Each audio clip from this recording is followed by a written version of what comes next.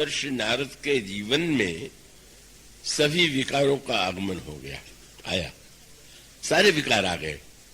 काम, क्रोध, लोभ, मद, मोह, मात्सर्य, सभी कुछ घंटों के लिए या कुछ दिनों के लिए उनके अंतःकरण में दिखाई देते हैं और उसी का यह परिणाम उस रूप में आता है कि नारद जी ने यह मान लिया था कि मैं तो काम का विजेता हूं। तो विश्व मोहिनी की लीला के द्वारा भगवान यह बताना चाहते थे कि यह भ्रम मत मान लो कि अगर तुम्हारे जीवन में कभी काम की वृत्ति नहीं आई तो फिर भविष्य में कभी नहीं आएगी। ये बड़ी सचेत करने वाली बात है। अनेक अवसर जीवन में आते हैं जब व्यक्ति अच्छे कार्य करता है, अनेक अवसर आते हैं जब वो क्षमा भी कर देता है, अनेक अवसर आते हैं कि जब व्यक्ति उदारता से देता भी है, लेकिन वह स्थायी भाव तो नहीं होता है। आज जो बड़ा उदार है वो कल प्रति का कृपण हो जाता है। आज जो क्षमाशील है वो बदला लेने की वृत्ति से प्रेरित हो जाता है।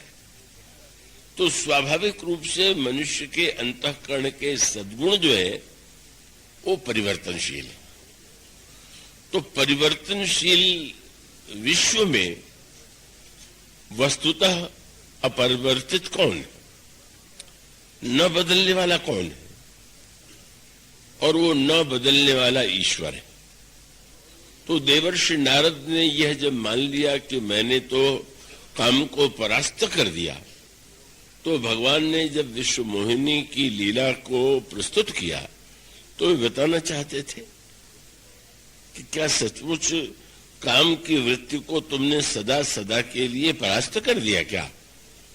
और स्पष्ट हो गया कि जब विश्व मोहिनी का हाथ देख करके उनके हृदय में इतनी वासना प्रबल रूप में जागृत हुई कि उन्होंने तो माला आदि छोड़ करके बस यही निर्णय कर लिया कि जप तप कछु न होई यही काला, ये विधि मिले कौन विधि वाला। माने ये तो देखा गया कि कामना की पूर्ति के लिए माला जप करते हैं, पर इनकी तो माला भी छूट गई। जो माला जप करते थे माला छोड़ दिया उन्होंने। तो मानो यह बताने के लिए है कि विकार तो सचमुच दब जाते हैं, वो विनष्ट नहीं हो जाते। इसलिए रामायण में एक पंक्ति बड़ी बड़े महत्व की है, समझने योग्य है। प्रश्न यह किया गया कि श्री भरत जी जब चित्रकूट से लौट करके आए तो क्या तपस्वी जीवन व्यतीत करने की आवश्यकता थी क्या? बिना तपस्वी जीवन व्यतीत किए भी वे रहते तो भरत तो महान चरित्र वाले हैं। पर गोस्वामी जी ने एक अनोखा वाक्य कहा, और वह अनोखा वाक्य है कि लखन राम सिय कानन बसही और भरत भवन बसी तप तनु कसही। भरत जी तपस्या क्यों कर रहे हैं? तपस्या का उद्देश्य जो है वह कुछ पाना नहीं, उनके हृदय में जीवन में कोई कामना नहीं। पर सूत्र यह है कि जैसे अगर किसी सराफ के पास आप ऐसी धातु लेकर के जाएं, वो देखने में सोने के रंग की है, चमकदार वैसी ही प्रतीत हो रही है, तो उसे देख करके ही सराफ मुग्ध नहीं हो जाता। पहले उसकी वो परख करता है कि सचमुच ये सोना है या दिखाई दे रहा है नकली सोना है या मिलावटी सोना है। और इसकी एक प्रसिद्ध उसकी जो शैली है, उसके पास एक पत्थर होता है जिसको उस पत्थर पर वो कसौटी उसको कहते हैं, उस कसौटी पर सोने को कस के देखता है और वो कसौटी पर अगर वो खरा है तो वो खरे का मूल्य दे देगा। श्री गोस्वामी जी कहते हैं भरत जी तपस्या की कसौटी पर अपने को कसते रहते। आश्चर्य, शराब जब एक बार कसौटी पर किसी सोने को कसता है तो एक बार करेगा। ये थोड़ी है कि हर आध घंटे के बाद वो देखता रहे कि असली है कि नकली। तो भरत जी 14 वर्ष तक तपस्या की कसौटी पर अपने को कसते जा रहे हैं। इसका अर्थ क्या कि ये सोना जो है बदलता नहीं, पर मन का सोना कब बदल करके पीतल हो जाएगा, कब कैसा हो जाएगा कोई ठिकाना नहीं। इसलिए इसको कसते ही रहना चाहिए। ये विश्वास मत कर लीजिए कि अब मन मेरा शुद्ध हो गया, पवित्र हो गया, अब इसमें बुराई नहीं है। इसलिए निरंतर मानो भरत कसते रहते हैं कि कहीं मन में कोई वासना, कोई खोट, कोई आकांक्षा आ तो नहीं गई। तो इसलिए वस्तुतः नारद जी की भूल यही है कि उन्होंने एक क्षण के लिए, कुछ क्षणों के लिए अगर काम की वृत्ति को जीत लिया तो सर्वदा के लिए काम का विजेता मान लिया। और बाद में जब भगवान को उन्होंने उलाहना दिया कि जब मैं विवाह करना चाहता था तब आपने मुझे क्यों नहीं करने दिया, और उलाहना भी तब दिया जब भगवान राम से सीता जी के वियोग में विलाप करते हुए वृक्ष की छाया में बैठे हुए थे।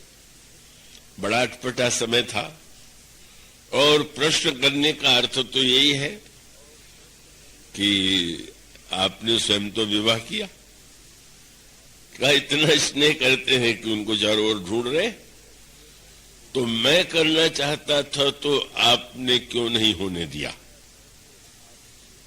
तो भगवान ने उस समय जो वाक्य कहे हैं, लगता है कि वो नारी निंदा के वाक्यों की पराकाष्ठा, पर भगवान का व्यंग मानो यह था कि दो दृष्टियों से विचार करके देखो तो तुम्हें तो इस रूप में मुझे देख करके और शांत हो जाना चाहिए।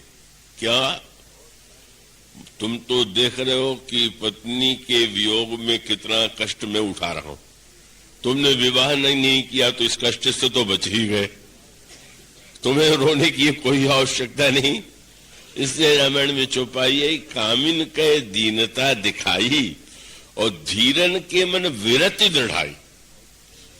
और भगवान मानो मुस्कुराने लगे और उनका संकेत ये था कि नारद, अगर कोई बालक आग में हाथ डालने जा रहा हो, यह बिना समझे कि यह आग है और मां दौड़ करके उसके हाथ को बीच से पकड़ ले और अग्नि के पास वो इतना हाथ पहुंच चुका है कि बच्चे की अंगुली बचाने में मां का हाथ झुलस गया। अगर अब बच्चा मां से उलाहना दे कि आग की तुम निंदा करती हो पर तुम्हारा हाथ तो स्वयं झुलसा है, तो ये तो बालक के लिए बड़ी कृतज्ञता की बात है। मानो भगवान का संकेत ये था कि अगर तुम ये समझते हो कि मैं रो क्यों रहा हूं, तो तुम जिस अग्नि को पकड़ने जा रहे थे उसको बचाने में ही तो ये मेरे हाथ क्यों, बोले उसके बाद ही तो तुमने मुझे शाप दे दिया कि ममा अपकार कीन तुम भारी नारी विरह तुम हो दुखारी। तो मानो मैंने तो तुम्हारी रक्षा के लिए, तुम्हें बचाने के लिए, तात्पर्य है कि हजारों लोग, लाखों लोग विवाह करते हैं, उनको तो आप नहीं बचाते। तो भगवान ने ये कहा कि नारद तुम्हारे लिए विवाह करना बिल्कुल ठीक नहीं था। क्या देखो, लोग तो विवाह करते हैं, पाणी ग्रहण करते हैं, जीवन भर अगर धार्मिक है तो निर्वाह करते हैं, पर तुम्हारा तो विश्व मोहिनी से विवाह नहीं हुआ। केवल तुमने पाणी ग्रहण विवाह की विधि से नहीं, हस्तरेखा देखने के लिए किया और उसके बाद ही तुम झूठ बोलना शुरू कर दिया। तुमने देखा विश्व मोहिनी कहा तो इसमें लगा कि ये तो कन्या बड़ी अद्भुत है। जो यही बरई अमर सोई होई, समर भूमि ते जीत न कोई, सेवही सकल चराचर जाही, ताही वरई सील निधि कन्या जाही। अब वो लक्षण यद्यपि समझने में भूल हो गई, लक्षण ये नहीं था कि जिस कन्या से इसका विवाह होगा, विवाह के बाद उस पुरुष में गुण आ जाएगा। लक्षण ये था कि जिसमें ये लक्षण हो उसी से इस कन्या का विवाह हो। पर उन्होंने माना कि इस कन्या से जो विवाह करेगा उसमें इतने गुण आ जाएंगे। तो नारद जी के विषय में बड़ा प्रसिद्ध था कि बड़े सत्यवादी, नारद वचन सदा सुचि सांचा। पर वो हस्तरेखा देखते ही जब राजा ने पूछा महाराज क्या लक्षण है, तो चिंता हो गई। मैं लक्षण बता दूं और राजा पता नहीं किससे विवाह कर दे, तो इसलिए तुरंत उन्होंने असत्य से ही प्रारंभ किया। लक्षण सब विचार ही राखे और कछु को बनाए भूप सनभाग। अच्छा है, शुभ लक्षण है। मानो भगवान का तात्पर्य है कि उल्टी बात होगी। पाणी ग्रहण धर्म है, पर जहां केवल व्यवहारिक पाणी ग्रहण में तुम में असत्य प्रारंभ हो गया तो विवाह हो जाता तो क्या होता, ये कल्पना तुम कर लो। मानो तुम उसके अधिकारी नहीं थे, इसलिए मैंने तुम्हारा विवाह नहीं होने दिया।